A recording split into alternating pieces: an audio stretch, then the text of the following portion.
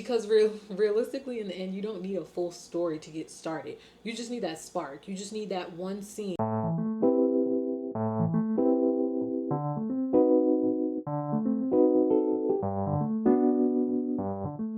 Have you ever had a dream, idea, or random scene just pop into your head and you have no idea what this is and why, but you know that it could be something and that you have to get started on it? You just have no idea why? Yes, because that was me the other night. And this video is your roadmap on how to get your idea from just an idea into some pages. I'm Nasa. This is the life of Nasa, and I am a little bit of everything wrapped into one channel. I'm a self-published author working on my second book, lots of vlogging, lots of lifestyle updates, and I'm just here to be of assistance to anyone who clicks onto this channel. As you can tell by today's title, we are getting into how we can turn an idea that we have for a book into an outline and eventually into some pages. Whether it's a simple conversation between two people, a character spark, or even a full dream, we're going to be talking about how to take that tiny little spark and turn it into an actual full story. The first step is to capture the spark, write it down, okay? Obviously, people always say like write down your dreams when they're memorable, when they're good, but if you have a dream and you wake up in the middle of the night or you wake up in the morning and you're like, I kind of felt something off of that moment, go ahead and put that in your notes, okay? Write down everything. Write down the scene. Write down what you felt. Write down what the lighting was. Was it daytime or was it nighttime? If it doesn't feel like it matters, write it down. Even the smallest detail of what the people in the dream were wearing, write it all down so that you have something to build off of once you get back into it. I typically just put stuff in my notes app, but you can, and I literally just title it book ideas. And you would think that I have one notes of book ideas, but I just have multiple book idea, because who knows? You can put it in a journal or you can even put it in your voice memo. Let's just say you had a random dream of a woman crying inside of a grocery store and you have no idea why, but clearly she's evoking some form of emotion. That's your spark. Write that down. Now that you have your spark written down, you want to start asking questions to expand on the spark. So the goal behind that is to use your curiosity to build depth to the moment. So like, who's this person? In the previous example, who is this woman? What the heck is she doing in a grocery store? You know, what happened right before her getting this call, right before her getting to the grocery store, and what happens after? What does this moment mean for her? What does she want out of this moment? You have to start asking those questions so that you can start building those arcs. Because, like, if you just have a scene and you don't really ask the why behind the question, I think you're not going to get to an arc. You're not going to build something that'll allow you to create more from it. So, you want to ask yourself those questions so that you can build that depth to the moment that you dreamt about, to the spark that you've created. Once you start asking yourself those questions, you want to pull out the emotion or the theme from the moment. And the point here is to find the heart of the story that is going to be told. Is she grieving something? Did she just receive bad news? You know, did she just find out she lost her job? Did she just find out her husband is cheating on her? If she lost her job, she's probably potentially angry. You know, maybe she's angry. Now she wants revenge. Maybe she's afraid about the bills she has to pay. So now she has to go on a complete rebuild, a complete redesign of her life. But if her husband is cheating on her, right? Maybe she's heartbroken. Now she's like looking at herself and it's like, what did I do wrong?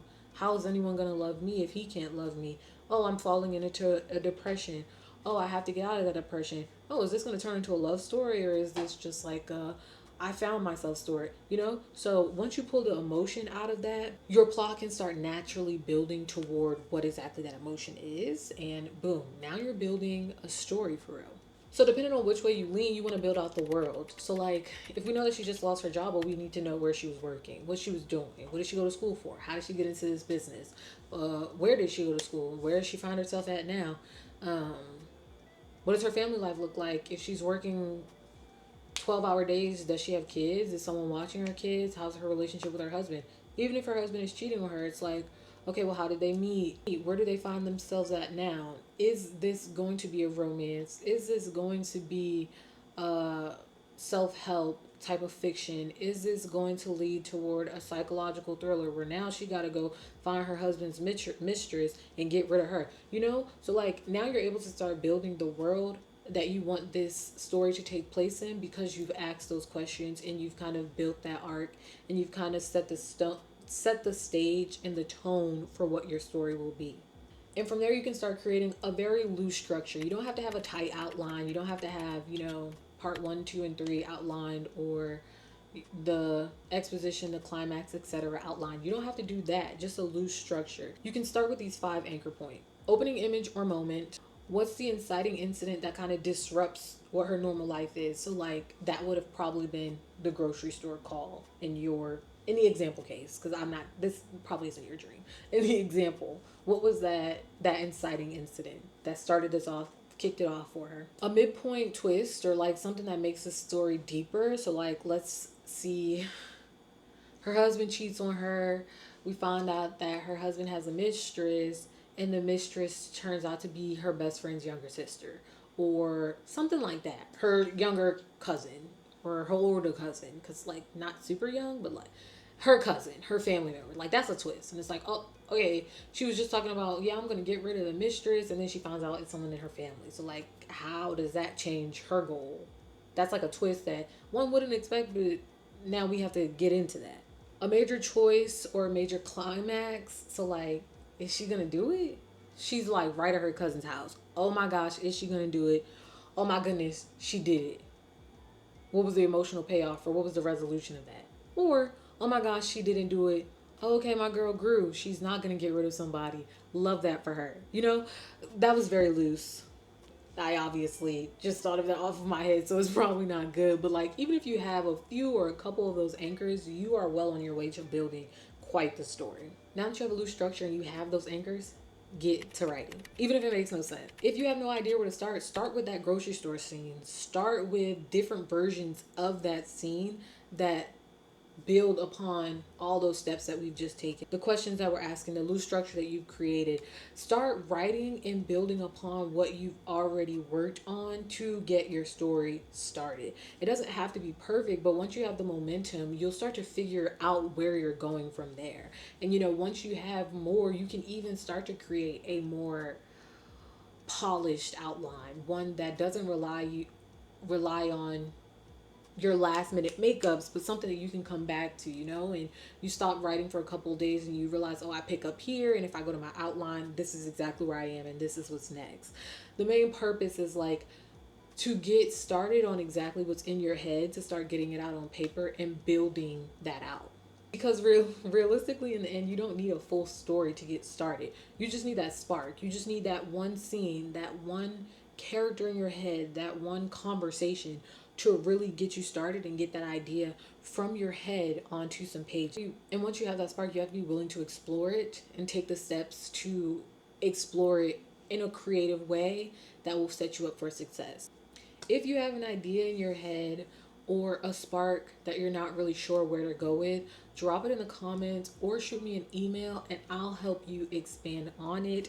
This is something that I really want to work more on anyway, because I really just always have an idea and I kind of take these steps for myself and never really build on it, just because they come so frequently. That I'm currently finishing my book. I had a dream 2 nights ago and I was like, oh, I want to start writing this, but it's like, no, focus on this. And by the time I get back to this one that I had a dream about, I'm on to something new because I've had 5 other dreams. So drop in the comments or shoot me an email. I'll leave my email in the description box and we can chat, because this is definitely something that I enjoy doing and something that I want to assist you guys with. I hope you guys find this video helpful.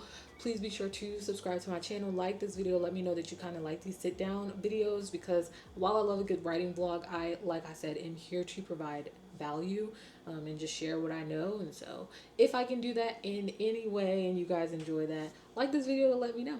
And I'll see you guys in my next video. Bye.